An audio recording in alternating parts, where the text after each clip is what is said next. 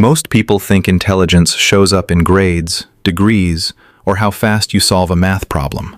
But what if the real signs of a sharp mind are hiding in the smallest, most ordinary things you do every single day? Stay with me, because by the end of this, you might see yourself completely differently.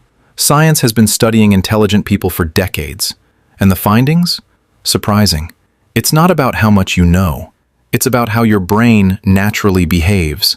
The patterns, the tendencies, the quiet habits that most people never even notice. So let's break down what psychology actually says about the silent signals of a high-functioning mind. You feel the urge to question everything, including yourself. Here's something most people never do. They accept their first thought and move on. But if your brain instinctively asks, "Wait, but why?" That's not overthinking. That's a psychological process called cognitive reflection. It's the ability to pause, challenge your own assumptions, and dig beneath the surface of an idea. Researchers found this trait as one of the strongest behavioral predictors of high intelligence. Not because smart people are anxious, but because their minds are hungry. They're not satisfied with surface-level answers. And that internal drive to go deeper, most people never even realize they have it. You get genuinely excited about random knowledge. And I don't mean studying for a test. I mean, you fall down a rabbit hole at midnight reading about how black holes work, or why certain languages have no word for a specific emotion, or the psychology behind why people make irrational decisions. That's not distraction. That's a personality trait psychologists call openness to experience. And research from the University of London directly links it to higher IQ. Curious minds aren't chasing entertainment. They're chasing understanding. There's a difference, and your brain knows it. You watch more than you speak. Think about the most interesting person in the room. Chances are, they're not the loudest one. Intelligent people tend to be strategic listeners. While others are waiting for their turn to talk, a sharp mind is picking up on something deeper. The tone behind the words, the emotion underneath the logic, the things someone didn't say.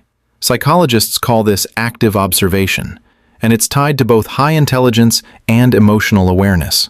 It's not shyness. It's not insecurity. It's a brain that's constantly collecting data, even in casual conversation. Now here's the one that surprises almost everyone, because it sounds like a weakness. But science says it's actually the opposite. You genuinely doubt whether you're smart enough. Ironic, right?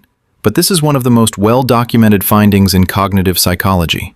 Highly intelligent people tend to practice what's called intellectual humility, an awareness of the limits of their own knowledge. They know how much they don't know, and that awareness pushes them to keep learning. Compare that to the Dunning-Kruger effect, where people with limited knowledge tend to overestimate their ability simply because they don't know enough to recognize their own gaps. So, if you've ever thought, "I'm not sure I'm that smart," that thought itself might be one of your biggest tells. You actually need time alone, and it doesn't feel lonely. This one is fascinating. A study published in the British Journal of Psychology found that highly intelligent people experience less life satisfaction the more they socialize. Not because they dislike people, but because their minds have a constant internal world running in the background. Ideas, questions, connections. Solitude isn't emptiness for them. It's fuel. It's where the real thinking happens. So, if small talk drains you, if you genuinely look forward to quiet time with your own thoughts, your brain might simply be operating on a different frequency than most. Here's the bigger picture. Intelligence was never just about test scores or textbook knowledge.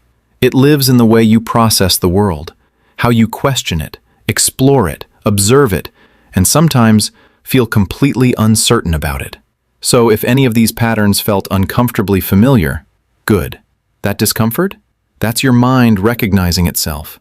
Now I want to hear from you. Which of these hit closest to home? Drop it in the comments.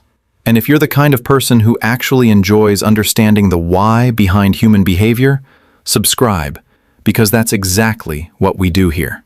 Every single video.